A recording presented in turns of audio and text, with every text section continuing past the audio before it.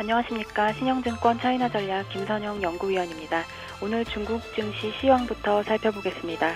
홍콩 종합지수는 0.35% 상승한 26,854.32포인트를, 홍콩 H지수는 0.48% 상승한 13,249포인트를 기록하고 있고, 전 업종이 상승하는 가운데 통신, 기술, 에너지 관련주가 상승폭을 키우고 있습니다. 또한 오늘 본토 증시는 단오전류 휴장입니다. 지난주 중국 증시가 급락을 했습니다.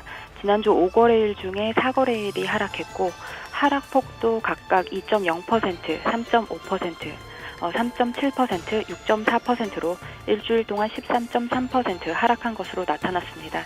19일에는 6.4% 빠졌고, 하락 요인은 여러 가지가 있는데요. 일단 가장 큰 요인이 상해 증시가 후광통이 출범된 이후에 130%, 또 올해만 봤을 때는 60% 상승했다는 점이 단기간에 너무 올랐다는 점입니다. 게다가 3위 증권사인 국태군한증권 등 지난주에만 굵직굵직한 25개 기업이 IPO를 하면서 물량 압박도 가중되었습니다. 여기에 급등시마다 나타나는 투기 세력 견제 조치가 나타나면서 신용거래를 제한하고 위축시킬 가능성이 점쳐졌고, 실물 경기나 기업 이익에 대한 불안감도 지수 낙폭을 키웠습니다. 올해 리커창 총리가 현전시를 시찰하면서 단언했던 현강통 출범이 준비 부족으로 연기될 가능성도 언급되고 있고요. 또 게다가 대외적인 요인인 미국 금리 인상으로 자금 이탈 우려감도 나타나고 있습니다. 지난주에는 이 모든 게 맞물려서 중국 증시가 크게 하락했다고 볼 수가 있습니다.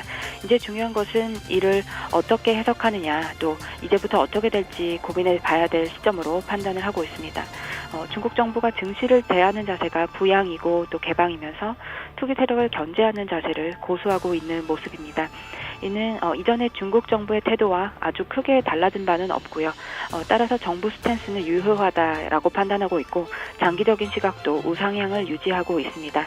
여기에 단기적인 급등에 대한 차익 실현이나 물량 압박 등이 나타나면서 4,000선 초반까지 빠질 가능성은 충분히 있지만, 이미 4,400포인트라는 점을 감안하면 추가 급락은 제한적으로 판단되고 있습니다.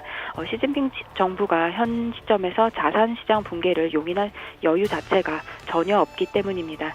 따라서 지수에 대한 투자 시에는 증시 변동성에 단기 트레이딩을 추천드리고 있고요. 종목에 대한 투자 시에는 1대1로나 친환경, 철도, 도로, 공항 이런 자금을 투입하는 산업이나 아니면 인터넷 교육이나 쇼핑, 여행 등 규제가 완화되는 산업이 있거나 아니면은 국유기업 등 개혁과 정책에 입각한 종목별로 차별화된 전략을 추천드립니다. 이상입니다.